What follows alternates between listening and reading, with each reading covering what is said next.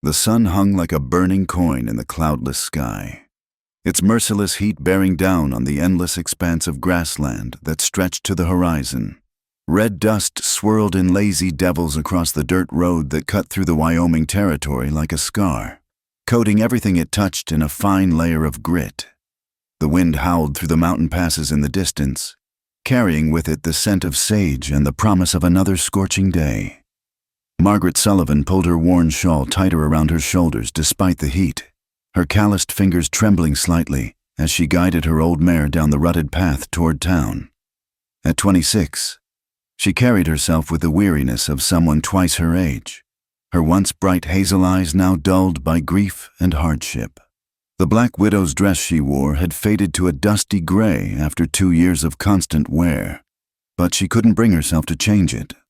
It served as armor against the world, a clear message that she was not available, not interested, not to be approached. The wooden cabin she'd left behind sat isolated on a patch of land 3 miles outside Cedar Ridge, surrounded by nothing but prairie grass and the occasional Joshua tree. It wasn't much, just 2 rooms and a lean-to, but it was hers. The only thing Thomas had left her besides bruises that had long since faded and memories that never would. She'd built the chicken coop herself, patched the roof when storms tore through, and learned to shoot the old Spencer rifle well enough to keep coyotes away from her meager flock. As the buildings of Cedar Ridge came into view, Margaret's jaw tightened. She needed supplies, flour, salt, maybe some thread if she could afford it. The egg money she'd saved would have to stretch another month, and she'd already calculated down to the penny what she could spare. But it wasn't the expense that made her hands clench the reins until her knuckles went white. It was the people. The town hadn't forgotten who she'd been married to. Thomas Sullivan might be 2 years in the ground, but his reputation as a cattle rustler and worse lived on. The fact that he'd been shot dead by a rancher defending his property only added to the scandal. That Margaret had been the one to identify his body, had stood dry-eyed at his pauper's funeral while the town whispered behind their hands. None of that mattered. She was the rustler's widow, tainted by association, possibly complicit in his crimes. Main Street was busy for a Thursday morning. Cowboys lounged outside the saloon despite the early hour, their spurs jangling as they shifted their weight. Merchants swept their storefronts, and women in calico dresses hurried past with baskets on their arms, carefully averting their eyes when they saw her coming. Margaret kept her gaze fixed straight ahead, her spine rigid with practiced indifference. She tied her mare to the hitching post outside Bronson's general store and had made it halfway to the door when trouble found her. "Well, well, if it ain't the Sullivan widow." The voice slithered across the dusty street like a rattlesnake. Jake Morrison and 2 of his friends blocked her path, their faces flushed with drink despite the morning hour. Morrison worked at the Double Bar Ranch when he bothered to work at all, and he'd made no secret of his interest in her since Thomas died. That interest had nothing to do with courtship and everything to do with a widow's presumed desperation. "Excuse me," Margaret said quietly, trying to step around them. Morrison moved to block her again, his breath sour with whiskey.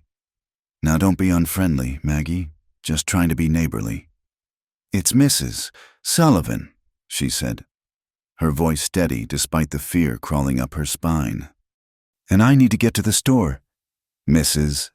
Sullivan," he mocked, his companions chuckling.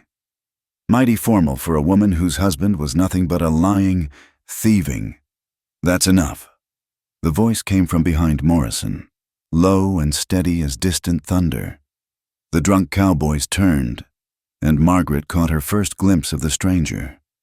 He stood perhaps 6 feet tall, lean but solid, with the kind of quiet presence that made the air around him seem to still.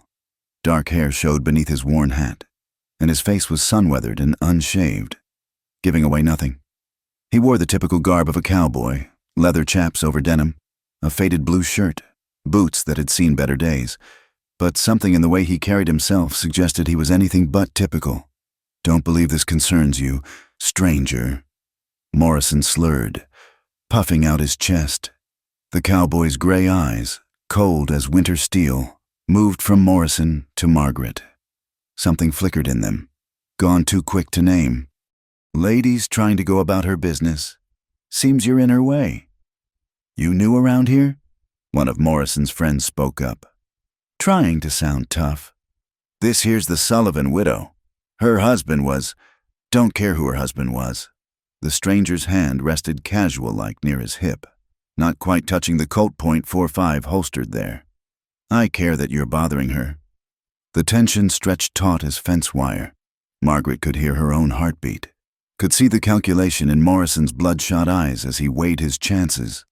The stranger hadn't moved, hadn't raised his voice, but something about him made even drunk cowboys think twice. Come on, Jake, one of his friends muttered. Ain't worth it. Morrison spat in the dust, his face ugly with thwarted intent. This ain't over, he said, though it wasn't clear if he meant it for Margaret or the stranger. The three of them shuffled off toward the saloon, throwing dark looks over their shoulders. Margaret stood frozen, her heart hammering against her ribs. The stranger touched the brim of his hat in a polite gesture and started to turn away. Wait, she heard herself say. He paused, looking back at her. Up close, she could see a thin scar running along his left jaw, could read the wariness in his eyes that matched her own. Thank you, she managed. He nodded once, started to move past her toward the store. The relief that flooded through her was immediately replaced by a different kind of fear, older, deeper, carved into her bones by years of marriage to a man who'd seemed kind at first too. Her body reacted before her mind could catch up, stepping back so quickly she nearly stumbled. Stay away from me, she said, her voice shaking. The words came out harsher than she'd intended, driven by pure instinct. The stranger stopped. For a moment, something almost like understanding passed across his weathered features. Then he simply nodded again and walked on, leaving her standing in the street with her hands trembling and her pride in tatters. Margaret forced herself to complete her shopping, barely registering old Mr. Bronson's grudging service or the inflated prices he charged her. The widow's tax, she'd come to call it. Her hands shook as she counted out coins, her mind replaying the encounter outside. The stranger's intervention, Morrison's ugly words, her own panicked response. By the time she loaded her meager supplies and headed home, the sun had climbed higher, turning the road into a ribbon of fire. She didn't look for the stranger, didn't allow herself to wonder who he was or why he'd helped her. Men didn't help without wanting something in return. Thomas had taught her that lesson well. Taught it with fists and harsh words until she'd learned to flinch at any man's approach. The 3-mile ride back to her cabin felt endless. The grassland stretched out around her, beautiful and merciless as everything else in this hard country. She could see her little homestead in the distance, the wood weathered silver gray, the chimney standing straight against the vast sky. It wasn't much, but it was her sanctuary. The place where she could bar the door against the world and its judgment, where she could pretend for a few hours that she wasn't the notorious rustler's widow, wasn't the woman the whole town either pitied or despised. As she unloaded her supplies, Margaret caught herself scanning the horizon, looking for the silhouette of a lone rider. She cursed herself for the weakness. The stranger was probably just passing through, would be gone by tomorrow. Men like that didn't stay in places like Cedar Ridge. And even if he did, what did it matter? She'd told him to stay away, and she'd meant it. But as the sun began its slow descent toward the mountains, painting the grassland gold and crimson, Margaret couldn't shake the memory of those gray eyes, the way he'd stood there, quiet and solid, making Morrison back down without throwing a single punch. The brief flicker of something, understanding, compassion, when she'd panicked and pushed him away. She barred her door as darkness fell, checked the load in Thomas's old rifle, and tried not to think about how long it had been since anyone had stood up for her. Tried not to think about the cowboy with the scarred jaw and careful eyes. Outside, the wind picked up, howling through the grass like a living thing. Somewhere in the distance, a coyote called to its pack. Margaret pulled her thin blanket up to her chin and stared at the ceiling, telling herself she was glad to be alone. She almost believed it. The stranger stayed. Within a week, All of Cedar Ridge knew about the new hand Sam Colton had hired for his spread north of town. They called him Wade. No last name offered, none asked for. That was common enough in the territories. Men came west to forget who they'd been, and most folks had the sense not to dig too deep into a man's past, especially one who wore his gun like he knew how to use it. Margaret first saw him again at Sunday service, though she'd hardly call her attendance religious. She went because not going drew more attention than sitting in the back pew for an hour, pretending to listen while Reverend Mills droned on about salvation. The stranger, Wade, sat 3 rows ahead, his hat beside him on the worn wooden bench. Without it, she could see his dark hair was shorter than most cowboys wore it, neat despite the lack of a proper barber in town. The scar along his jaw showed pale against his sun-darkened skin. She spent the entire service fighting the urge to look at him, failing more often than not. When the congregation rose for the final hymn, he turned slightly, and their eyes met for just a moment. Margaret looked away first, heat flooding her cheeks like she was some green girl instead of a woman who'd been married and widowed. After the service, she slipped out quickly, but not quickly enough. Mrs. Henderson, the banker's wife and Cedar Ridge's self-appointed moral guardian, cornered her near the door. "That new fellow seems quite mysterious," Mrs. Henderson said, her voice dripping false sweetness. "Though I suppose you wouldn't know anything about him. Would you, Mrs. Sullivan? After all, I heard he intervened on your behalf with those dreadful Morrison boys." The accusation hung unspoken in the air, that Margaret had somehow invited the attention, that she was already moving on to another questionable man. Margaret's fingers tightened on her worn Bible. "He was being a gentleman, Mrs. Henderson. Nothing more. Of course." The older woman smiled, showing too many teeth. "We must all be so careful about appearances, mustn't we? Especially those of us with delicate reputations." Margaret escaped before she said something she'd regret. But the damage was done. By the time she reached her wagon, whispers followed in her wake like tumbleweeds. The widow Sullivan and the mysterious stranger. Already the town was writing their story, filling in blanks with speculation and malice.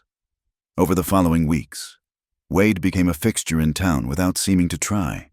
He worked Colton's ranch, came in Saturdays for supplies, occasionally nursed a single beer at the saloon while keeping to himself. He was polite to the ladies, respectful to the men, and gave no one cause for complaint. Yet something about him kept people at arm's length, a quietness that went beyond mere reservation, a watchfulness that suggested he'd learned to sleep with one eye open. The scar wasn't his only mark. Margaret noticed during one of their chance encounters at Bronson's store how he favored his left shoulder, saw the stiffness when he reached for something on a high shelf, a badly healed bullet wound.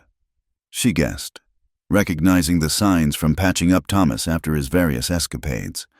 She wondered who'd shot him and why, then cursed herself for wondering. Their interactions were limited to nods and careful distances.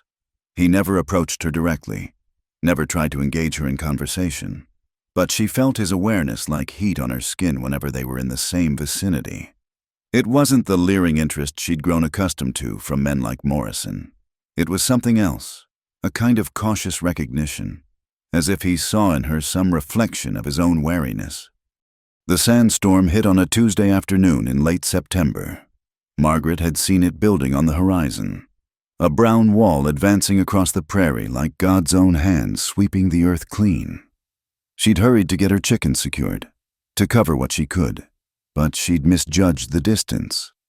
The storm struck while she was still 2 miles from home. Returning from delivering eggs to the widow Martinez on the neighboring homestead, the world disappeared in a roaring cloud of sand and grit. The wind slammed into her wagon with enough force to set it rocking. Her old mare, Buttercup, neighing in terror as the sand stung her eyes and nostrils. Margaret pulled her shawl over her face, trying to see through the brown chaos, but it was like trying to peer through mud. Then she heard it, a sharp crack followed by a grinding sound. The wagon lurched to a stop, tilting at a dangerous angle. With sinking dread, Margaret realized what had happened. The front wheel had finally given way, the old wood no match for the storm's fury and the rutted road. She sat there for a moment, sand pelting the canvas cover, her mind racing through her options. She couldn't stay here. The storm could last hours, and the wagon might overturn completely. But walking in this was madness. She couldn't see 3 feet ahead, could barely breathe through the fabric pressed against her face. Through the howling wind, she heard hoofbeats. A rider materialized out of the storm like a ghost, leading a second horse.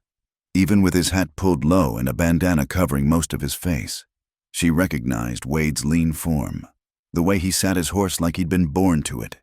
He dismounted near her wagon, fighting the wind to reach her. "Wheels broke," he shouted over the storm. "Can't fix it in this. You hurt." She shook her head, though her hands were shaking for reasons that had nothing to do with the storm. "I can wait it out." "No." He was already helping her down, his hands careful and impersonal on her waist. "Storm's getting worse.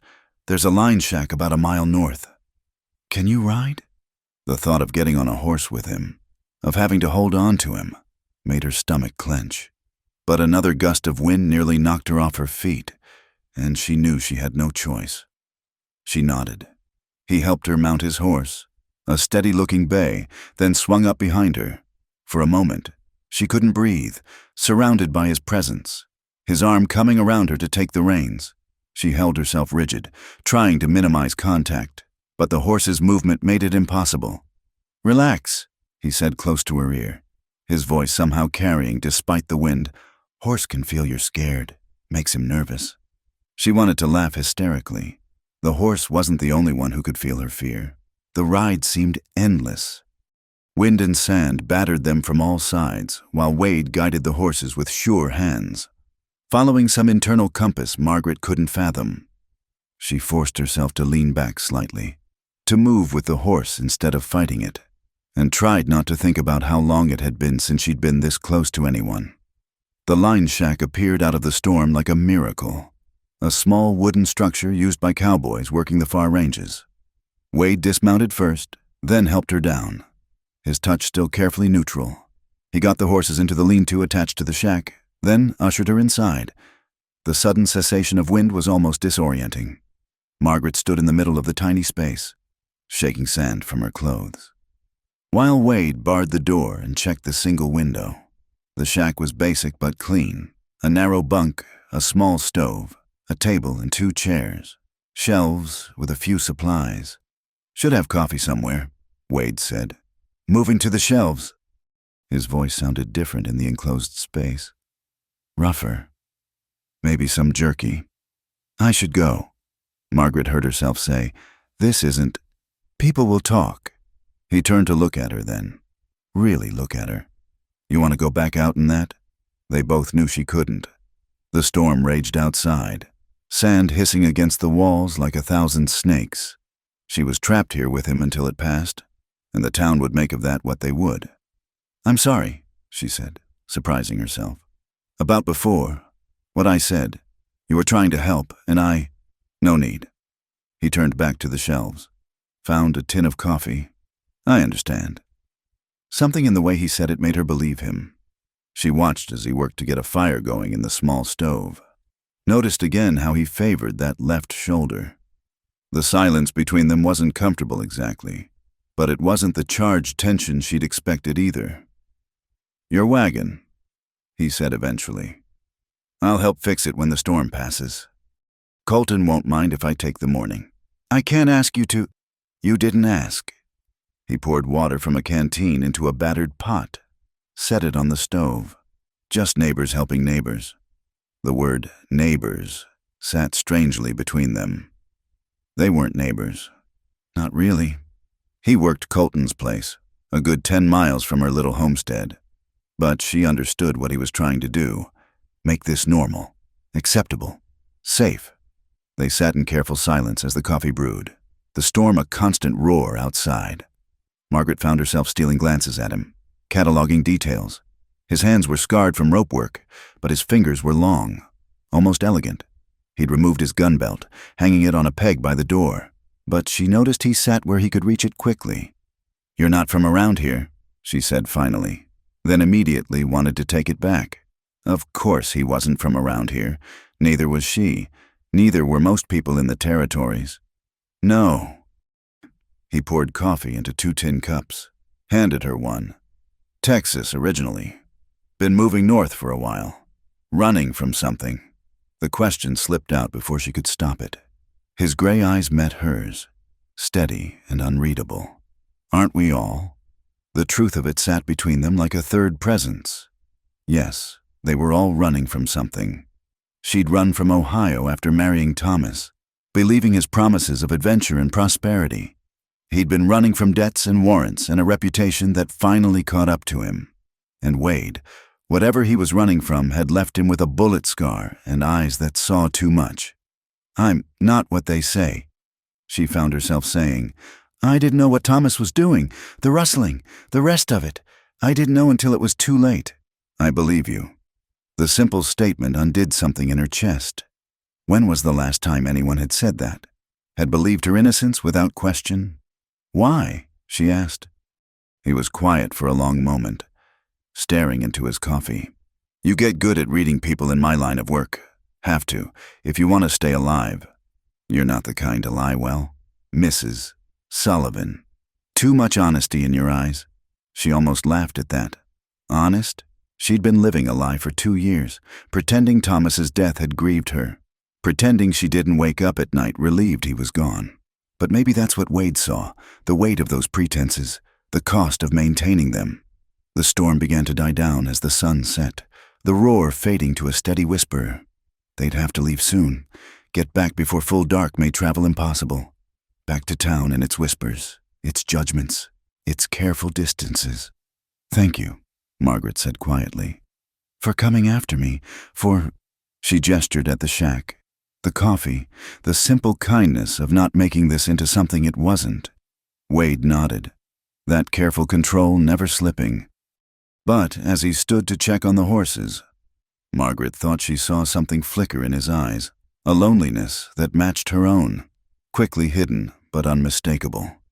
When they finally emerged from the shack, the world had been remade by the storm. Sand drifted against every vertical surface, and the air tasted of dust and change. Wade helped her mount up again, and they rode back to her broken wagon in the gathering dusk. "I'll be here first light," he said after seeing her safely to her cabin. "To fix the wheel." She wanted to refuse again, to maintain the walls she'd built so carefully, but she was tired of fighting kindness, as if it were another form of attack. "All right," she said. He touched his hat brim and rode off, leaving her standing in her doorway. Margaret watched until he disappeared into the darkness, then went inside and barred her door. But for the first time in 2 years, the action felt more like habit than necessity. That night, she dreamed of sandstorms and scarred hands, of careful distances and the dangerous comfort of being understood. When she woke, her first thought was to check the horizon for a lone rider coming to fix what was broken. She told herself she was only thinking of the wagon wheel. Cedar Ridge had never been a peaceful town. But as autumn deepened, a new tension gripped the settlement like a noose slowly tightening. The law, such as it was, resided in Sheriff Carl Brennan, a man whose badge had been bought with double-bar ranch money and whose justice bent like a reed toward whoever paid best. When rustlers hit the smaller spreads, Brennan was always too late. When saloon fights turned deadly, he looked the other way if the right people were involved. Margaret knew better than to expect help from the law. She'd learned that lesson when Thomas died, and Brennan had suggested, with a smile that made her skin crawl, that a widow might need protection in these dangerous times. She'd barred her door extra tight that night and kept the rifle loaded ever since. The first sign of real trouble came on a crisp October morning. Margaret woke to find her fence cut and 3 of her chickens missing. Boot prints in the dust led toward town, but she didn't bother following them. She knew what this was. A message, a test. Someone was checking to see how vulnerable the widow Sullivan really was. Wade had kept his word about fixing her wagon wheel, arriving at first light as promised.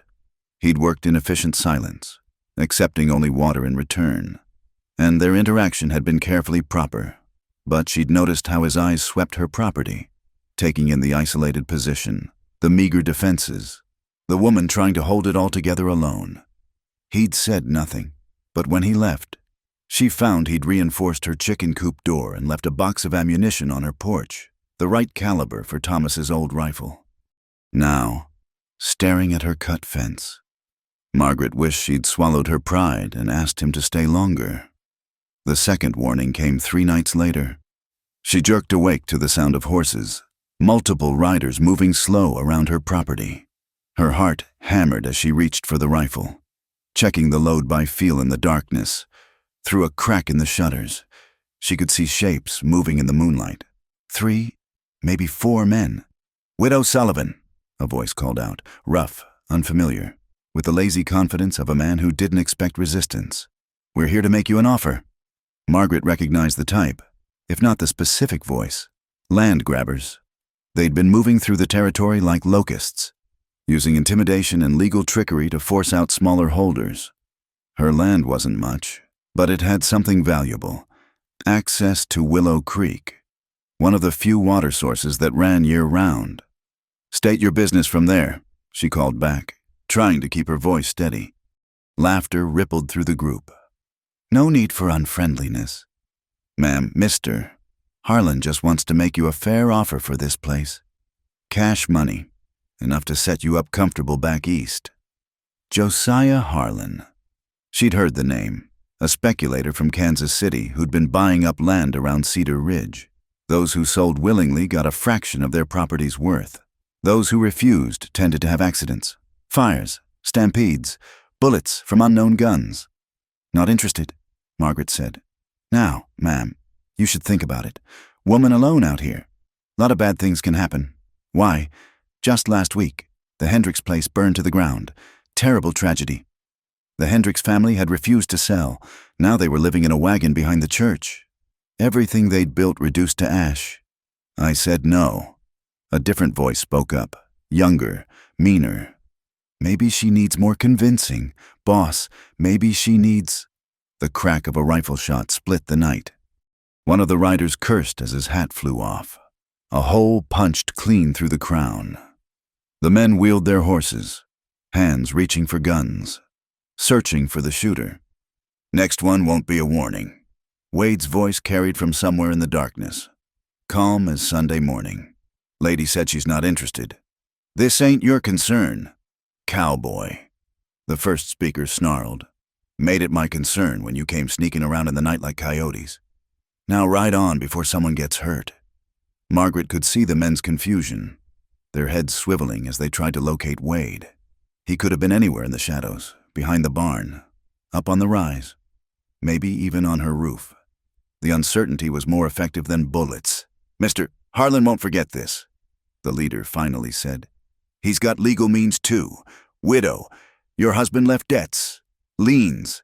Maybe it's time they were collected." They rode off in a thunder of hooves, but the threat lingered like smoke. Margaret stayed at the window, rifle ready, until she saw Wade materialize from behind her tool shed. He moved across the yard like a ghost, checking for stragglers. "It's clear," he called softly. She unbarred the door with shaking hands. He stood on her porch, rifle loose in his hands, looking as calm as if midnight raids were routine for him. Maybe they were. "How did you know?" she asked. "Saw them heading this way earlier. Figured they weren't coming for a social call." He glanced at the horizon, calculating. "They'll be back. Men like Harlan don't give up easy." The fear that had been coiling in her stomach since the fence cutting crystallized into something sharper. "What am I supposed to do? I can't fight them all." "You shouldn't have to." Something hard crossed his features. "But the law won't help. Brennan's probably getting a cut of whatever Harlan's paying." "Then what?" He was quiet for a moment, and she could see him weighing words. "Depends what you're willing to do to keep this place." The question hung between them, heavy with implication. What was she willing to do? She thought of the 2 years she'd spent building something from nothing, the back-breaking work of survival, the small pride of owning something that was truly hers. Whatever it takes, she said. He nodded slowly. I'll talk to some people. Sam Colton doesn't care for Harlan. Neither do some of the other ranchers. Maybe we can— No. The word came out sharper than she intended. I don't want to owe anyone. Not Colton, not the other ranchers. Not— She couldn't finish, but he understood. Not me. His voice was carefully neutral. I didn't ask you to come tonight. No, you didn't. He shifted his weight, preparing to leave. But I came anyway, just like I'll probably come next time. You can be mad about it if you want, Mrs. Sullivan, but it won't change anything. The simple truth of it made her angry and grateful in equal measure. Why do you care what happens to me? He looked at her for a long moment, and she thought he might actually answer, might finally say what she saw sometimes in his careful glances, what she felt in her own chest when he was near, but he just touched his hat brim and stepped off the porch. Lock up tight, he said. Keep that rifle close. She watched him disappear into the darkness, then did as he suggested, but sleep didn't come again that night. Instead, she sat at her kitchen table, counting ammunition and trying not to think about how his voice had sounded saying he'd come anyway, like a promise, like a threat, like something she was afraid to name. Morning brought new troubles. Bronson at the general store informed her that her credit was no longer good. Seems someone had bought up Thomas's old debts and was calling them due. The banker, Henderson, confirmed it with barely concealed satisfaction. $300, payable immediately, or they'd seize her property for auction. $300 might as well have been $3,000. She had maybe $20 saved, and that only by going hungry more nights than not. Word traveled fast in Cedar Ridge. By noon, everyone knew the widow Sullivan was about to lose her place. Some looked sympathetic but kept their distance, afraid Harlan's attention might turn to them. Others, like Morrison and his ilk, watched her with predatory interest, already calculating what opportunities her desperation might provide. She was loading her meager purchases when Sheriff Brennan approached, his badge glinting in the afternoon sun like a false promise. Heard you had some trouble last night, he said, hooking his thumbs in his gun belt. Something about riders on your property? Just passing through, Margaret said tightly. Uh-huh. Also heard someone took a shot at them. That wouldn't have been you, would it? Woman alone, might get nervous, might shoot at innocent men conducting legal business. The threat was clear. If she complained about harassment, she'd find herself charged with attempted murder. Brennan smiled, showing tobacco-stained teeth. Best be careful, Mrs. Sullivan. Dangerous times. Why, if something were to happen to you, who knows what might become of that land? Of course, if you were smart, you'd take Mr. Harlan's offer. Generous man, Mr. Harlan. Don't like to see ladies in distress. He tipped his hat mockingly and sauntered away, leaving Margaret gripping the wagon seat until her knuckles went white. The town was closing in on her, tightening like a noose. 3 days to pay debts she didn't truly owe. A sheriff who'd charge her for defending herself, and men circling like vultures. She drove home in a haze of despair, barely registering the landscape she'd grown to love. The grassland stretched endlessly, but now it felt like a prison rather than freedom. Every shadow could hide a threat. Every horizon might bring more riders.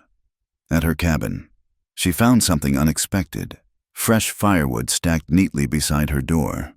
Enough for a week at least. No note, no sign of who'd left it. But she knew, just as she'd known who'd reinforced her chicken coop, who'd left the ammunition, Wade, still protecting her despite her pride, despite her fears, despite every wall she'd built. Margaret sank onto her porch step, exhaustion washing over her like a tide. She thought of his words the night before, "I'll probably come next time," and wondered if he knew there might not be a next time. In 3 days, Brennan would come with legal papers and armed men.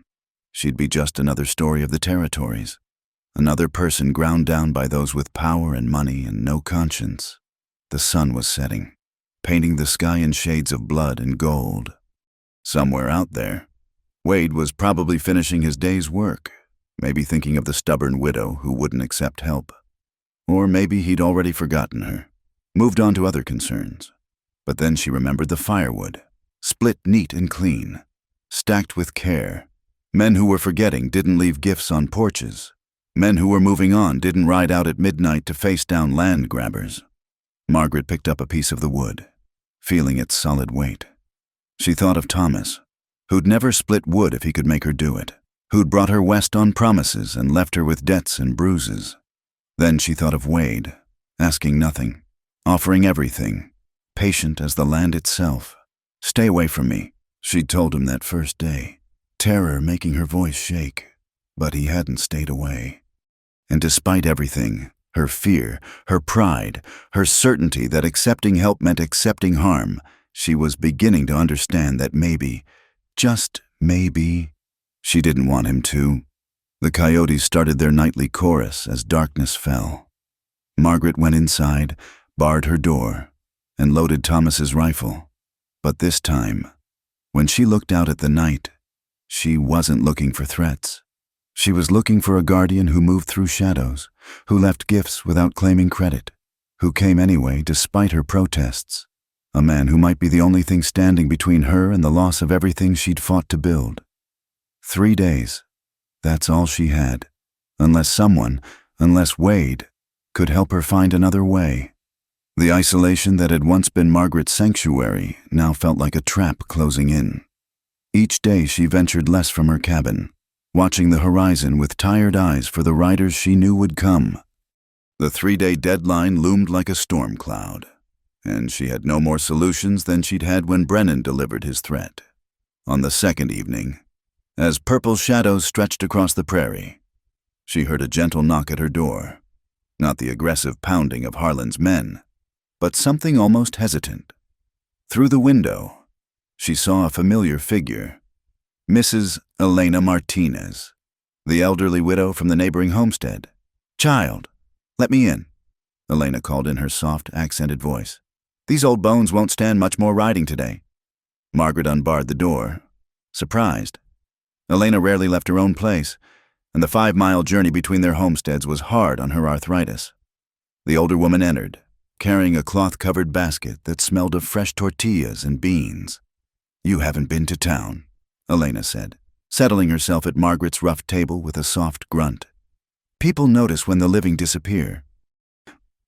"I've been busy," Margaret said, the lie tasting bitter.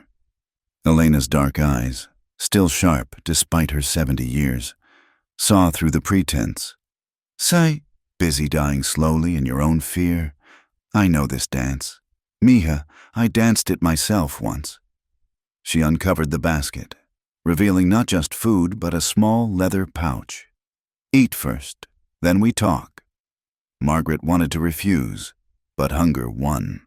She hadn't eaten properly in days, saving every penny against an impossible debt. As she ate Elena's simple, perfect food, the older woman studied her with the patience of someone who'd outlived 3 husbands and 2 wars. "You think you're alone," Elena finally said. "You think accepting help means accepting chains.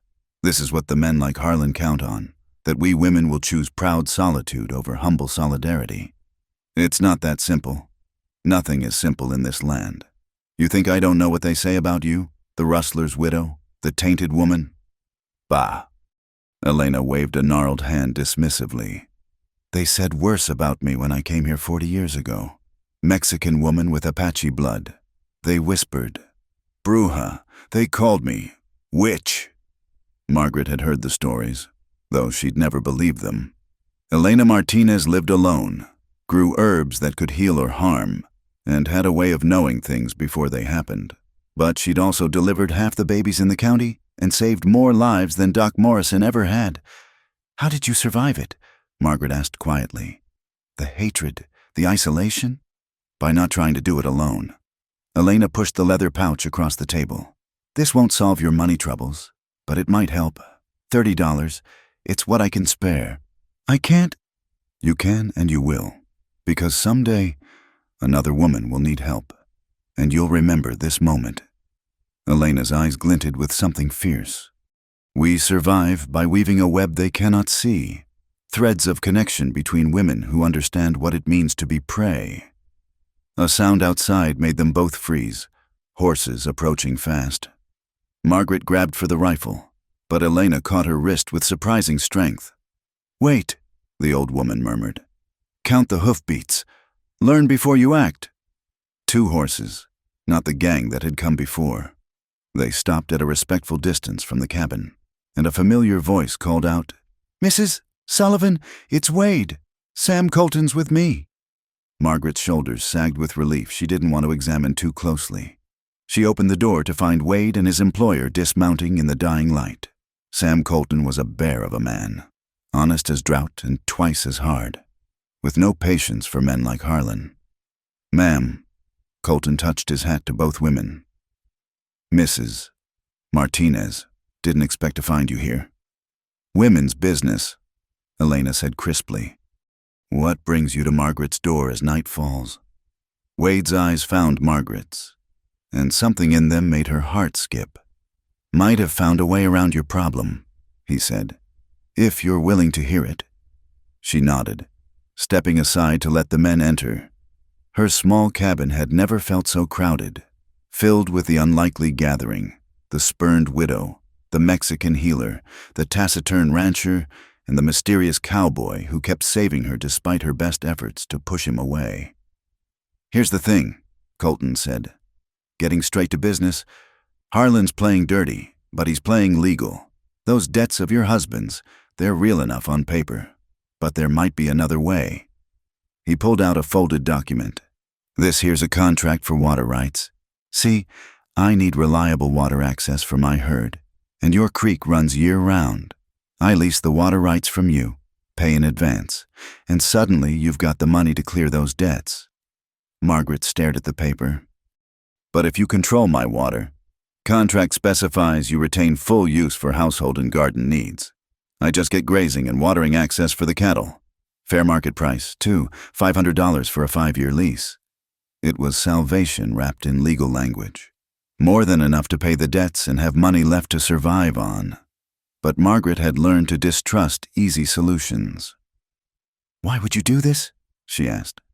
Colton grinned, showing the gap where a horse had kicked out 2 teeth. "Because I don't like Harlan any more than you do. Man tried to buy out my spread last year, got unpleasant when I refused. Besides," he glanced at Wade, "my best hand made a convincing argument about neighborly duty." Heat crept up Margaret's neck. Wade had done this, had found a solution that let her keep her land without charity. That gave her independence while ensuring protection. Colton's cattle and cowboys would be regular visitors now, a deterrent to anyone thinking of harassing the widow Sullivan. "I need to think." "No time for thinking," Elena interrupted. "You have until tomorrow. Sign the paper, child." Margaret looked around the room at these unlikely allies.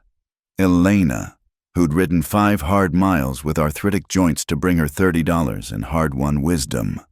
Colton, who was risking Harlan's anger for principle and perhaps a touch of spite, and Wade, standing quiet in the corner, who asked for nothing while giving everything. She picked up the pen Colton offered and signed her name with a steady hand.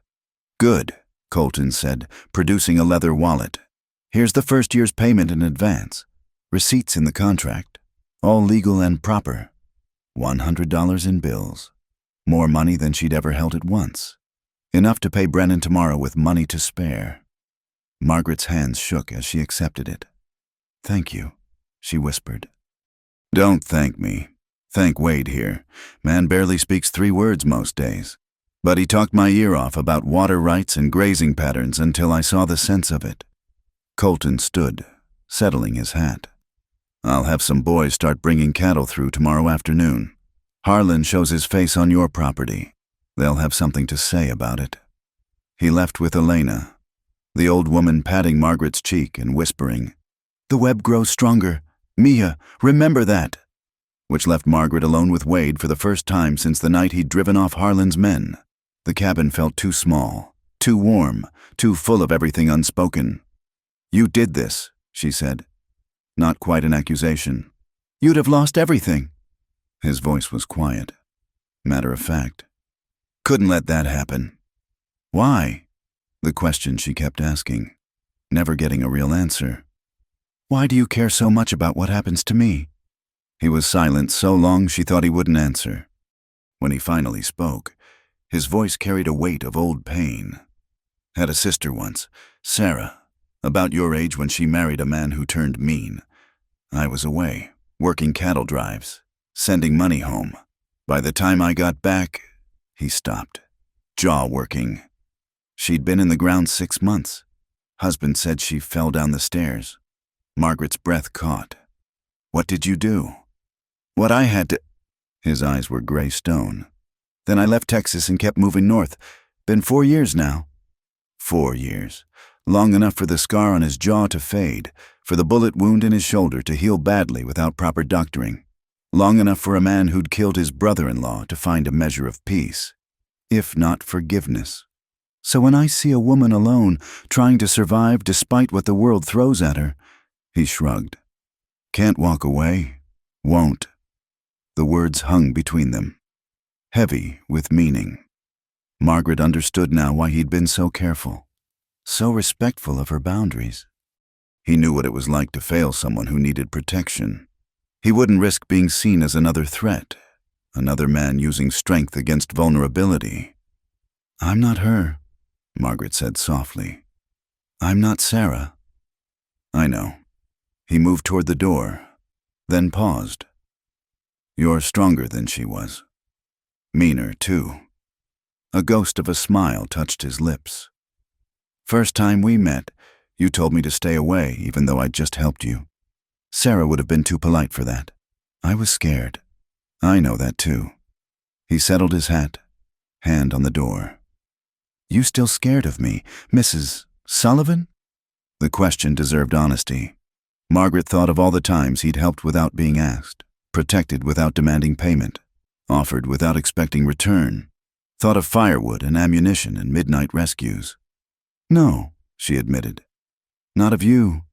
Something shifted in his expression, too quick to catch. Good. Lock up behind me. Tomorrow's going to be interesting when Brennan finds out you can pay. He was gone before she could respond, leaving her standing in her cabin with $100 in her hand and a confusion of feelings in her chest. Outside, she could hear him mounting up, the steady clip of hooves fading into the distance. Margaret barred the door out of habit, but for the first time in years, she didn't check the rifle. Instead, she sat at her table, counting the money by lamplight, thinking about webs of connection and men who carried their sisters' ghosts. Tomorrow she would face down Brennan and keep her land. But tonight, she allowed herself to imagine what it might mean to not be alone, to be part of Elena's invisible web, to have Colton's cowboys watching over her water rights, to have a man like Wade who came anyway, despite her fears and his own ghosts. She thought of Thomas, who'd isolated her with his crimes and his cruelty. Then she thought of Wade, who protected from a distance until she was ready for closeness, who'd found a way to save her that preserved her dignity and independence. Stay away from me, she'd cried that first day. But he hadn't. Thank God, he hadn't. And tomorrow, when she paid her debts and kept her land, she might finally find the courage to tell him she was glad. The news spread through Cedar Ridge like wildfire in August grass. The widow Sullivan had paid her debts in full. By the time Margaret left the bank, clutching her receipt like a talisman, clusters of townspeople had gathered to whisper and stare. Some looked disappointed, others surprised, and a few, like Morrison and his crowd, looked downright hostile. Sheriff Brennan's face had been a study in frustrated fury when she'd counted out the bills on Henderson's desk.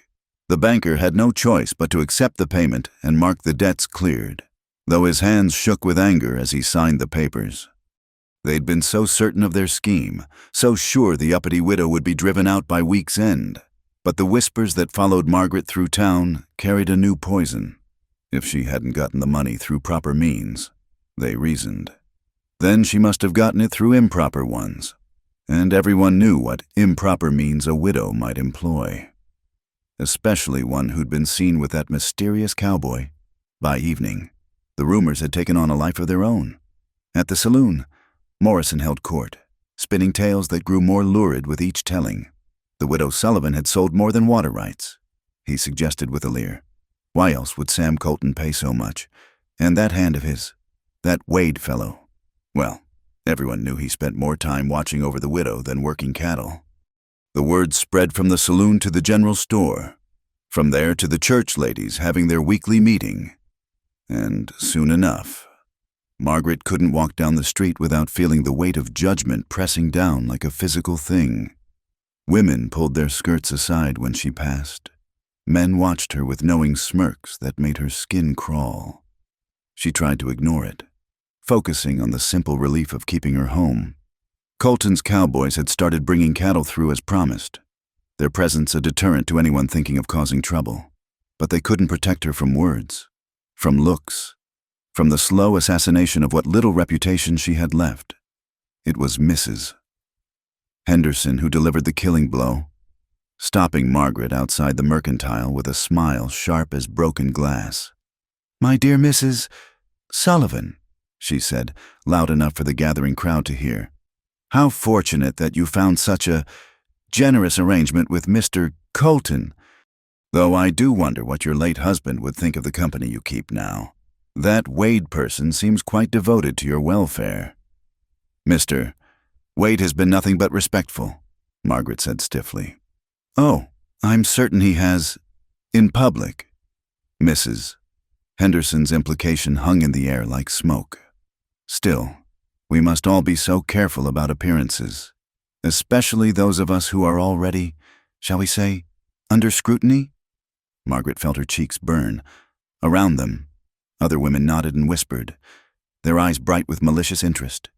She wanted to scream that it wasn't true, that Wade had never touched her, never asked for anything, but defending herself would only feed the fire. "Excuse me," she managed, pushing past.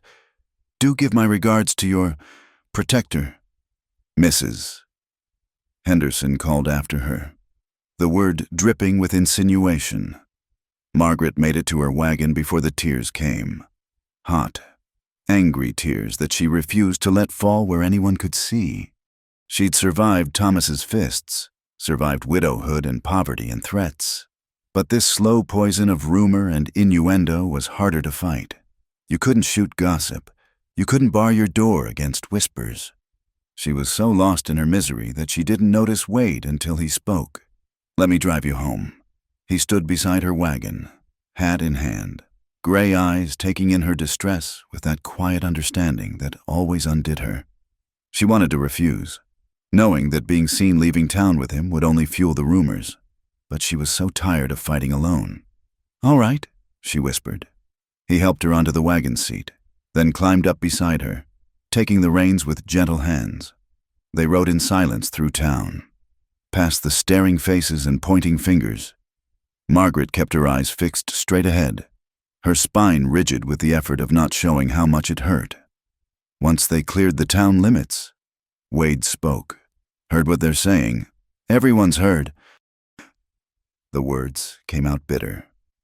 "The widow Sullivan selling herself for water rights money, as if I hadn't already been low enough, married to a rustler." "You know it's not true.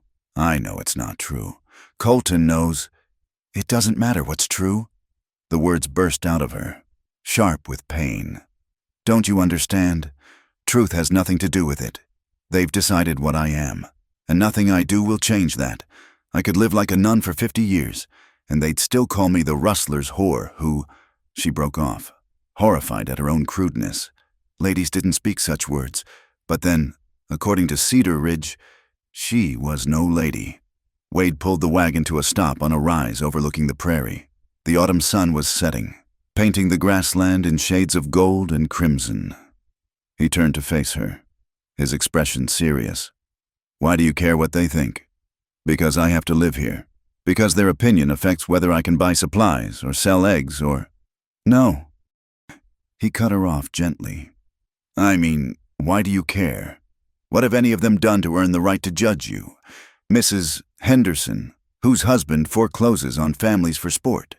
Morrison, who'd assault any woman too weak to fight back. Brennan, who sells his badge to the highest bidder." Margaret stared at him, something shifting in her chest. "But you've done nothing wrong. Loving a man who turned bad doesn't make you bad. Surviving after he died doesn't make you shameful. Taking help when offered doesn't make you weak. His voice roughened. And if I could make them see that, make them stop hurting you with their poisoned tongues, I would, but I can't fight shadows and whispers. Then what am I supposed to do? Live. He said it simply, like it was obvious. Live your life, tend your land. Let them talk until they get tired of talking. And know that there are people, Elena Martinez, Sam Colton, me, who see you for what you really are. What am I? The question came out small, vulnerable. He was quiet for a long moment, studying her face in the fading light. Strong, stubborn, kind, even when the world hasn't been kind to you. Beautiful in a way that has nothing to do with pretty dresses or smooth hands. He looked away, as if the words cost him something. Worth protecting, even when you insist you don't need it. Margaret couldn't breathe. No one had ever... Thomas had called her pretty when he was courting her, but it had been possession, not admiration. The town saw her as damaged goods, tainted by association, but Wade saw her as, "I'm not," she whispered. "Any of those things. I'm just trying to survive. That's what makes you strong." He clicked to the horses, starting them moving again. Plenty of people would have given up, gone back east, found an easier life. You stayed, you fought, you're still fighting. They rode the rest of the way in silence, but it was a different kind of quiet than before. Margaret found herself stealing glances at his profile. This man who killed when he had to but spoke with surprising gentleness, who carried his sister's ghost but didn't let it make him bitter. As they neared her cabin, she saw 3 riders waiting in the yard. Her heart jumped to her throat before she recognized them. Colton's men, making their evening check on the water access. They touched their hats respectfully, reporting to Wade that all was quiet before riding on. "See?" Wade said quietly. "You're not alone anymore." He helped her down from the wagon, his hands lingering just a moment on her waist. Margaret felt that touch like a brand, even through the layers of cloth. This was what the town suspected, this awareness between them that sparked like lightning in dry grass. But they were wrong about the rest, wrong about her virtue, her intentions, her heart. "Wade," she said as he turned to go. "What you said about me being, She stopped, flustered, unable to find the words. He waited patiently, hat in hand, the last rays of sunlight catching the silver threads in his dark hair. How had she not noticed those before, or the way his eyes warmed when he looked at her, despite all their careful distances? "Thank you," she finally managed, "for seeing me as more than what they say. Don't thank me for having eyes that work." A smile ghosted across his lips. "Lock up now. I'll be around tomorrow to check on things." She watched him mount up and ride away, a lone figure against the darkening sky. Inside her cabin, Margaret found she couldn't settle to her usual evening routines. Her mind kept circling back to his words, to the way he'd said, "beautiful," like it was just fact, not flattery. Outside, a coyote called, and another answered. The sound had once frightened her, but now it seemed almost companionable. Wild things communicating across the darkness, letting each other know they weren't alone. Margaret touched the window glass, looking out at the vast prairie under its blanket of stars. Somewhere out there, Wade was riding back to Colton's ranch, probably thinking his own thoughts about widows who wouldn't accept help gracefully and towns too small for their own good. "Why do you care what they think?" he'd asked. For the first time in 2 years, maybe for the first time in her life, Margaret wondered if maybe, just maybe, she didn't have to. If the opinion that mattered wasn't the town's or the church ladies, or even her own harsh self-judgment, but that of a quiet cowboy who saw strength where others saw scandal. The thought was terrifying, and exhilarating, and absolutely impossible to ignore. She barred her door and prepared for bed, but sleep was a long time coming.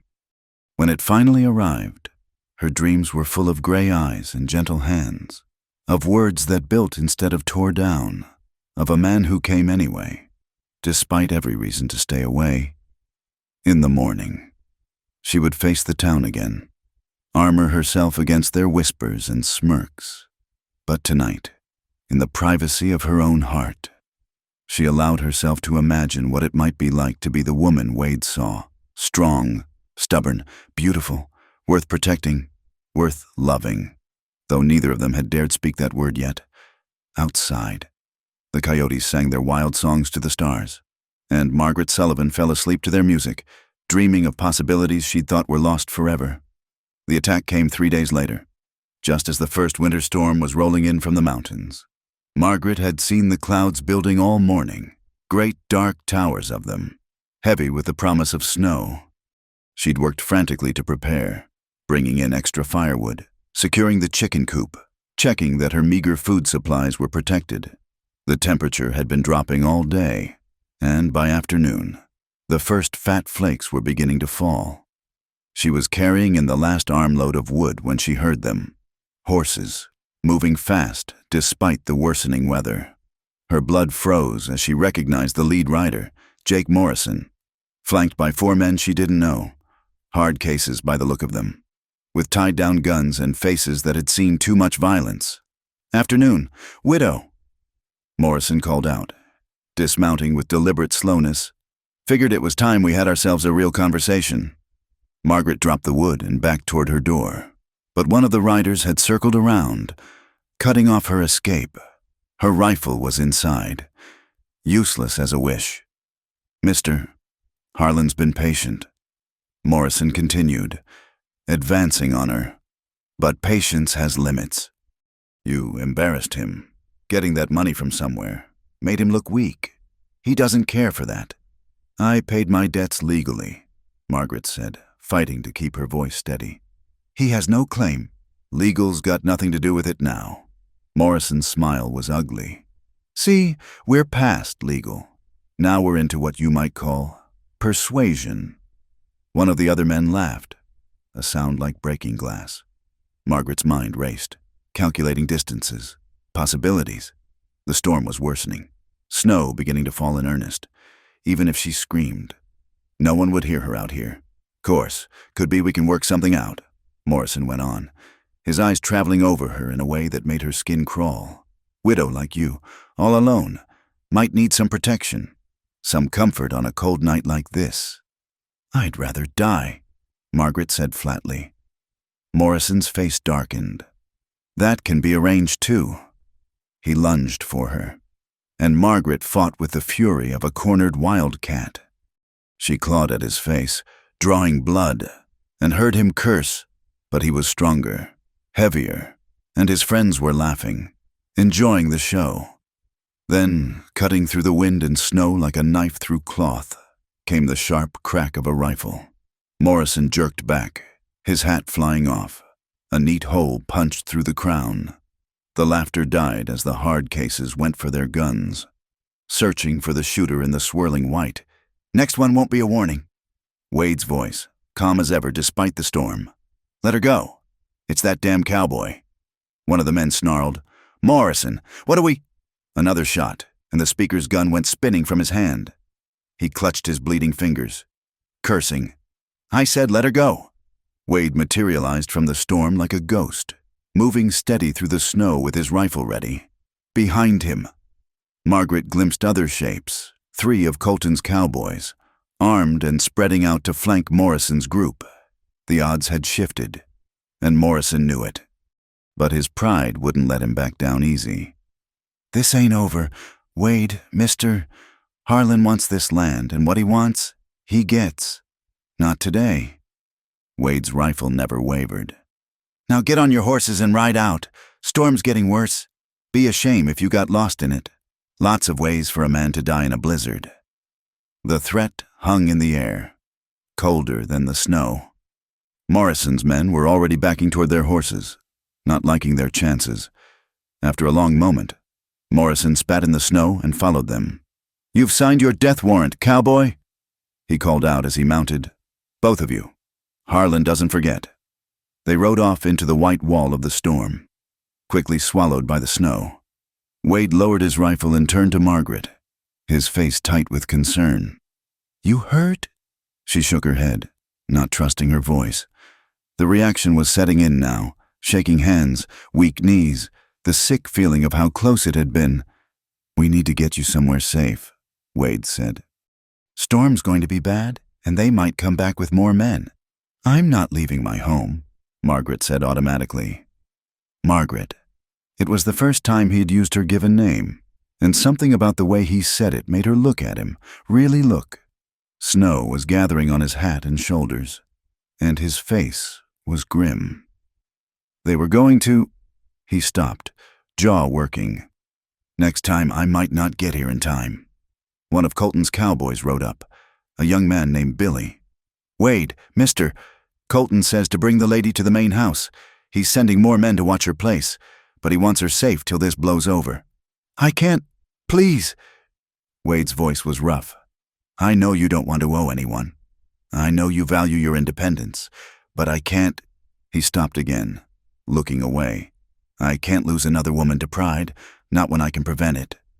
The reference to his sister hung between them, heavy as the falling snow. Margaret looked at her little cabin, then at the men who'd come to protect her, not because they wanted something from her, but because it was right. "All right," she whispered. The ride to Colton's ranch was a nightmare of wind and snow. Wade insisted she ride with him, his arms sheltering her from the worst of the storm as they followed Billy's lead. She could feel the tension in his body, the way he kept checking behind them, ready for pursuit that never came.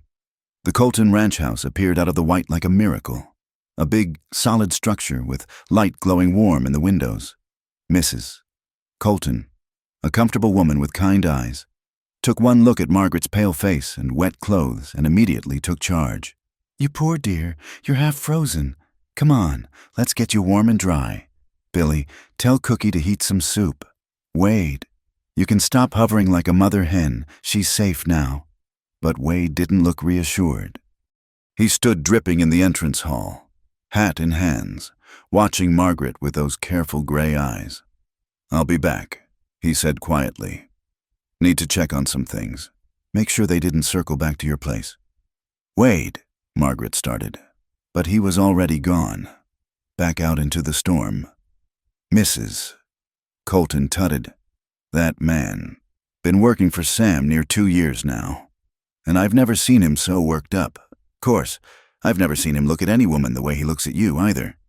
Heat that had nothing to do with the fire flooded Margaret's cheeks. "It's not like that. He's just being kind. Honey, men like Wade don't ride through blizzards and face down hired guns for kindness." "Mrs." Colton handed her a cup of hot tea. "Now, you drink this and tell me what happened. Sam's fit to be tied. Says Harlan's finally gone too far." Margaret found herself telling the whole story, from the first threats to today's attack. "Mrs." Colton listened with growing indignation, occasionally muttering uncomplimentary things about Harlan's parentage. "Well, you're staying here until Sam and the boys sort this out," she declared when Margaret finished. "And no arguments. I could use some female company anyway." Wade returned near midnight, covered in snow and moving stiffly. Margaret was still awake, unable to sleep despite Mrs. Colton's comfortable guest bed. She heard his voice downstairs, reporting to Sam, and before she could think better of it, she'd wrapped a shawl around her shoulders and crept to the landing to listen. "Burned her chicken coop," Wade was saying. "Killed what birds they could catch, left a message nailed to her door. Next time it'll be the house." Sam Colton cursed creatively. "That tears it. I'm calling a meeting tomorrow, storm or no storm. Every honest rancher in the valley. Harlan's declared war on all of us by attacking a woman under my protection." "It's me he wants," Wade said quietly. "Morrison made that clear. I've been in his way too often." "Then he's a fool." Sam replied, "You think you're the only one sick of his tactics? Half the valley's been waiting for an excuse to band together against him. Well, now we've got it." There was a pause. Then Sam's voice, gentler. "How is she?" "Safe, that's what matters." "That all that matters to you, son?" Another pause, longer. "Don't know what you mean." Sam snorted. "Boy, I've seen you face down rustlers without blinking. but every time that woman's name comes up, you look like someone's got a gun to your head. You planning to do something about that, or just pine away like some folk hero in a dime novel? She's been through enough. Doesn't need me adding to her troubles. Did you ever think maybe you're not trouble? That maybe what she needs is a good man who sees her worth? Margaret couldn't hear Wade's response, but she heard his boots on the stairs and fled back to her room. Heart pounding, through her door. She heard him pause in the hallway, and for a moment she thought he might knock, but then his footsteps continued on, and she was left alone with her racing thoughts. Outside, the blizzard raged on, sealing them all in a world of white. But inside, Margaret felt something else building, a storm of a different kind, made of unspoken words and careful distances finally breaking down. She thought of Wade checking her property in a blizzard, of Morrison's attack, of the way Wade had said her name like a prayer. Thought of good men and bad, of the choices that defined a life, of the courage it took to trust after betrayal. When she finally slept, she dreamed of spring coming after the hardest winter, of new growth in scorched ground, of a man who came anyway, despite every storm. In the morning, she would thank him properly. Maybe, if she was brave enough, she would tell him that she didn't want him to keep his careful distance anymore, that she was tired of being protected from afar when what she really wanted was. But that was for morning, when the storm had passed and the world was made new. Tonight, she was safe, and Wade was near, and for the first time in years, that was enough to let her rest. The fever struck Wade 2 days after the storm. Margaret first noticed something was wrong when he didn't appear for breakfast. Mrs. Colton mentioned he'd come in late from night watch, soaked through from the snow, but had waved off her concerns. By noon, when Billy went to check on him, they found him burning up in his bunk, delirious with fever. That wound in his shoulder, Billy reported to Sam Colton. It's angry looking, all red and swollen. Must have torn it open during the fight and didn't say nothing. Margaret felt her heart drop. She'd seen men die from infected wounds, watched Thomas's friends succumb to blood poisoning after bar fights gone wrong. Without thinking, she stood up from the kitchen table where she'd been helping Mrs. Colton with mending. "I need to see him," she said. Sam and his wife exchanged glances. "Margaret, dear, Mrs. Colton began gently. "It wouldn't be proper." "Proper?" Margaret's voice came out sharper than intended. "He's sick because he was protecting me. I won't sit here doing needlework while he—" She couldn't finish the sentence. "I know some healing," she continued more calmly. "Elena Martinez taught me. Please." After a long moment, Sam nodded. "All right, but Martha goes with you." The bunkhouse was a long, low building that housed Colton's unmarried cowboys. Wade had a small room at the end, a concession to his status as top hand. When Margaret entered, the first thing that hit her was the heat. Wade had kicked off his blankets, his shirt soaked with sweat, muttering words she couldn't understand.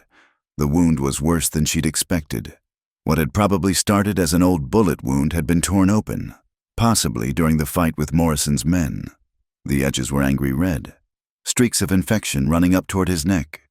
"We need to send for Doc Morrison," Mrs. Colton said, but Margaret was already rolling up her sleeves. "He's in Denver until next week, remember? Billy mentioned it yesterday." Margaret turned to the young cowboy. "I need hot water, clean cloths, and whiskey. Lots of it. And send someone to Elena Martinez. Tell her to bring her medicine bag." For the next hours, Margaret worked with a single-minded focus. She cleaned the wound, applied hot compresses to draw out the infection, and forced willow bark tea between Wade's lips when he was lucid enough to swallow. Mrs. Colton helped, impressed despite herself by Margaret's competence. "Where did you learn all this?" she asked as Margaret prepared another poultice. "Being married to an outlaw teaches you many things," Margaret said quietly. "How to treat gunshot wounds, how to stay quiet when you're scared, how to survive." Wade's fever climbed as evening fell. He tossed restlessly, caught in some internal battle. Sometimes he called out, mostly unintelligible, but once, heart-stoppingly clear. "Sarah, no, I'm sorry. I'm so sorry." His sister. Margaret caught his hand as he thrashed, holding it firmly. "She knows," she said, not knowing if he could hear her. "She knows you tried." Elena arrived with the storm's last flurries, bringing her arsenal of remedies. The old woman took one look at Wade and clicked her tongue. "Stubborn fool. This infection is old. He's been fighting it for days." Together, they worked through the night. Elena's herbs reduced the fever while Margaret kept the wound clean and packed with healing poultices. The other cowboys took turns keeping watch, bringing coffee and updates on the ranch's defenses. It was near dawn when Wade's fever finally broke. Margaret had dozed off in her chair, his hand still clasped in hers.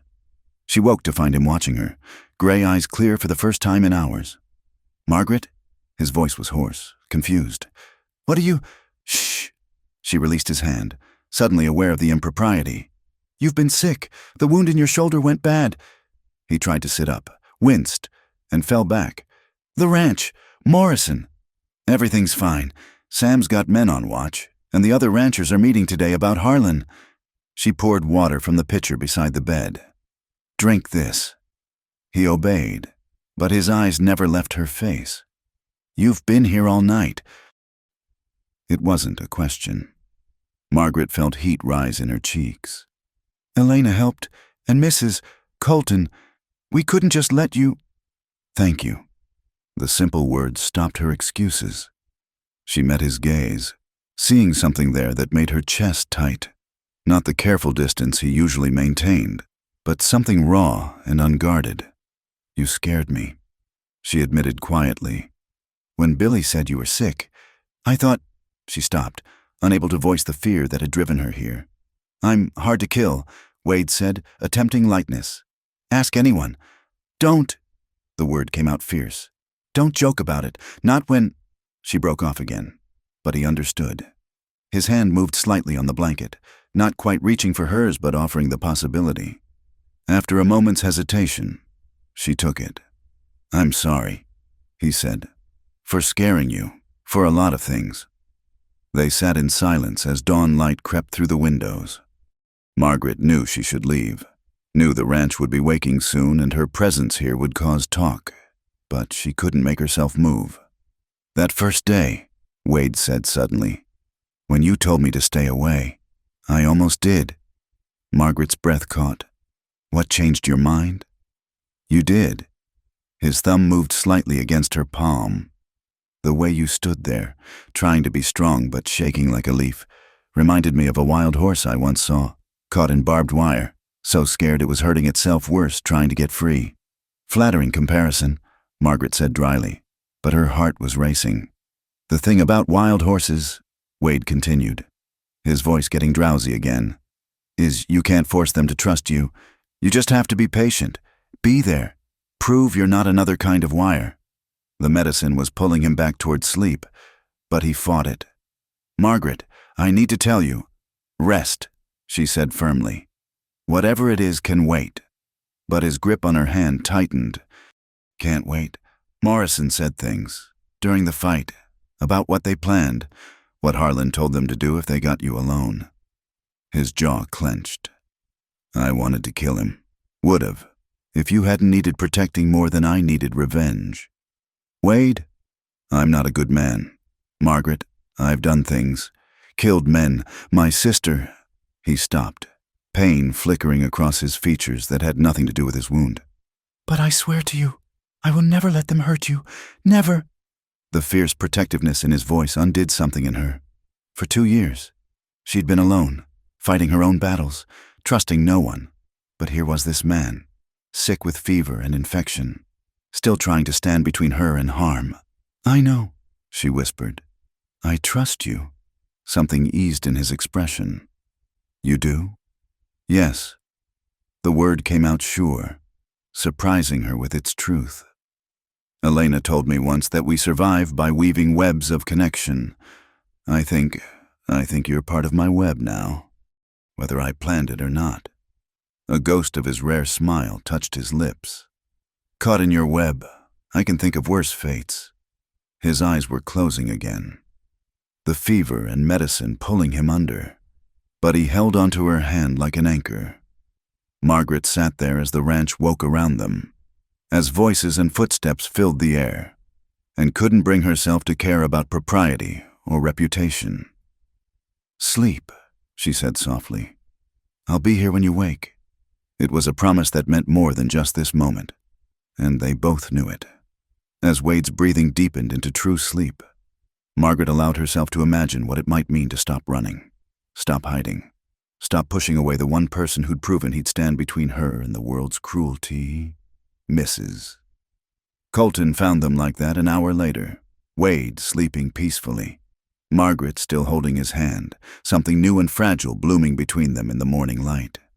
"Well," the older woman said softly, a knowing smile on her face. "Looks like the storm's finally passing." She wasn't talking about the weather. Margaret looked down at their joined hands, at Wade's face relaxed in healing sleep, and felt the last of her walls crumbling like old adobe in rain. She'd told him to stay away, but he'd come anyway. And now, sitting here in the quiet dawn, she finally understood why. Love didn't always come like Thomas had, loud and demanding and ultimately destructive. Sometimes it came quietly, patiently, in the form of a scarred cowboy who stood guard in blizzards and left firewood by doors and bled protecting what wasn't even his to protect. Not yet, anyway. But as Margaret sat there, feeling the steady pulse beneath her fingers, she thought maybe, just maybe, it could be. When Elena returned later to check on her patient, she took one look at Margaret's face and smiled. "Ah, mija," she said quietly.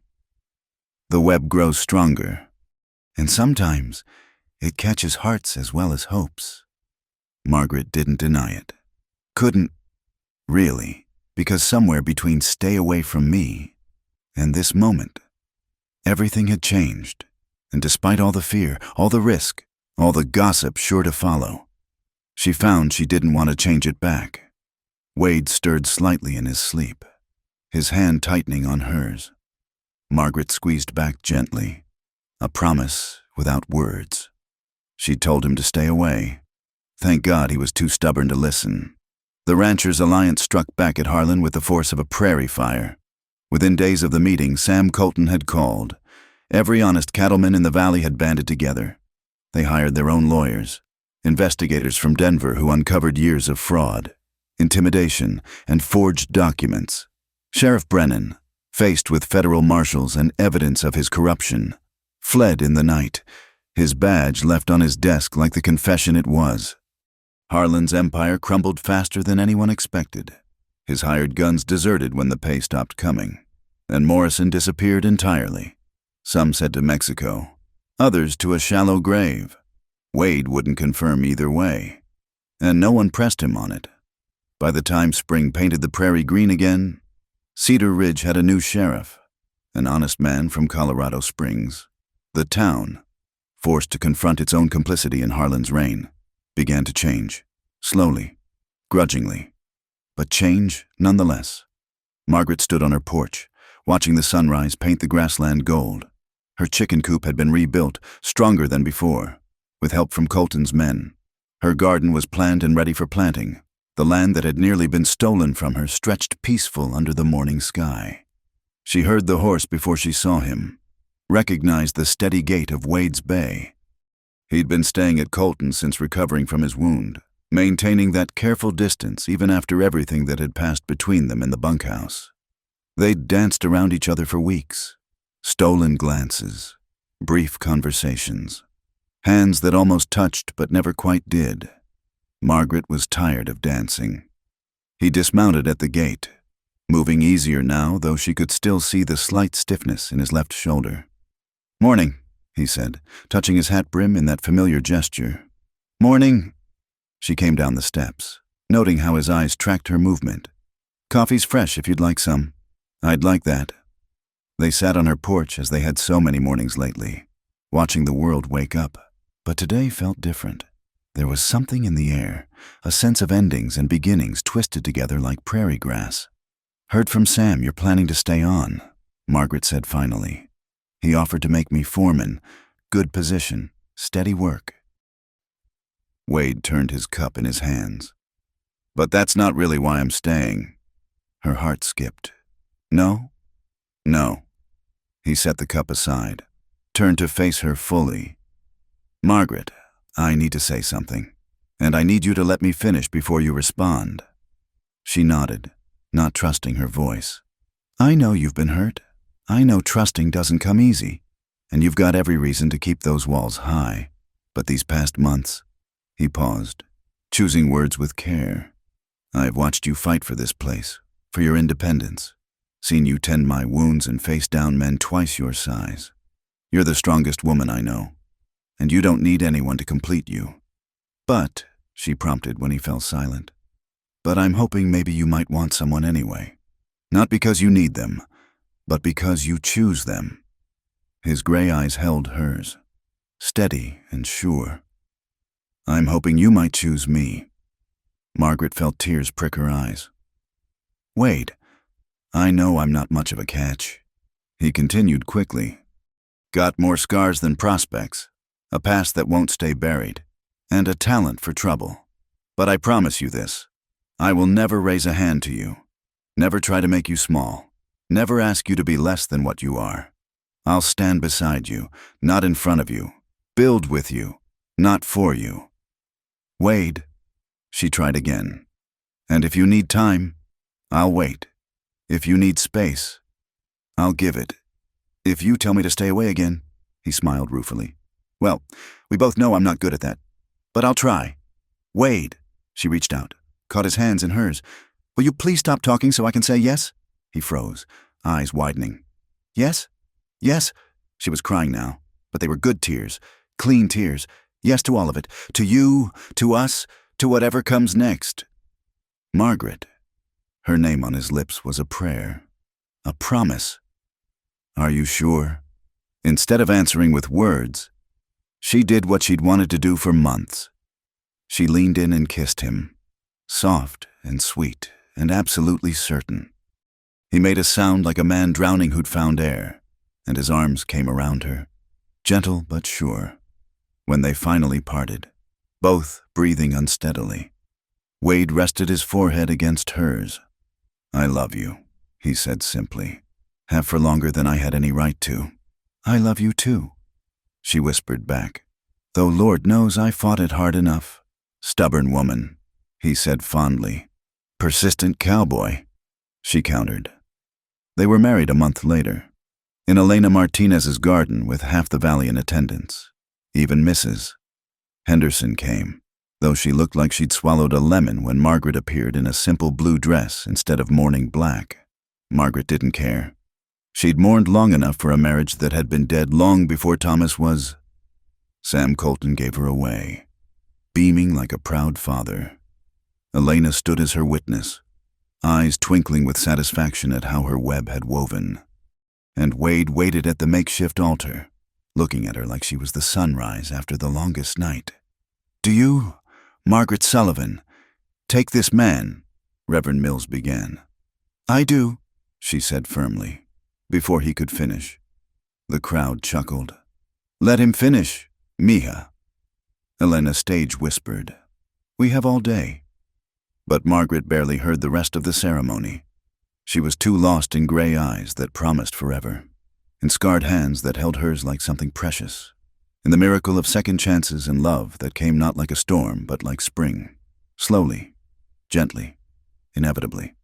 That night, in the cabin that was now their home, Margaret traced the scar along Wade's jaw as moonlight painted silver patterns on the floor. No regrets? He asked softly. She thought of that first day, when she'd told him to stay away. Thought of all the days between then and now, the fear, the fights, the slow building of trust. Thought of Thomas and what she'd believed marriage meant, and Wade and what she'd learned it could be. Only one. She said. He tensed slightly. What? That it took me so long to stop pushing you away. He relaxed, pulled her closer. Worth the wait. He murmured against her hair. You were worth the wait.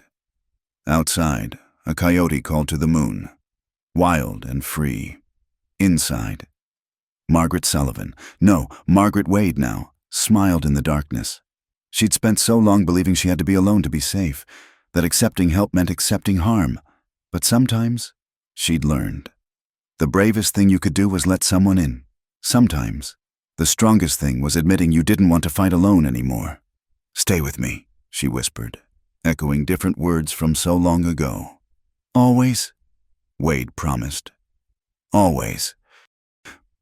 And in the morning, when the sun rose over the prairie, painting the world in shades of gold and possibility, it would find them there together, the widow who'd learned to trust again and the cowboy who'd refused to stay away, building a life not from the ashes of the past, but from the hope of the future. The grassland stretched endless around their little homestead, beautiful and harsh as always, but it no longer felt like exile. It felt like home, because home, Margaret had learned, wasn't just a place. It was the person who stood beside you when the storms came, the one who left firewood by your door and faced down your demons and loved you not despite your scars, but because of your strength. Home was Wade, who'd come anyway when she told him to stay away. And that, Margaret thought as she drifted toward sleep in her husband's arms, was the greatest gift the wild frontier had ever given her. Not land or independence or even survival, but love that was patient as prairie grass and enduring as the mountains themselves. In Cedar Ridge, they would tell the story for years, about the rustler's widow and the mysterious cowboy, about pride and prejudice and the redemption found in refusing to give up on someone worth saving. But the truth was simpler than the legend. As truth often is, it was just two broken people who'd helped each other heal, two souls who'd found home in each other's hearts, and a love that began with "stay away from me," but ended with "stay with me always." Thank you for listening to this Wild West love story. Where are you enjoying this tale from? Please share your thoughts and subscribe to From Wild West channel to join our frontier family. Your comments about Margaret and Wade's journey mean the world to us.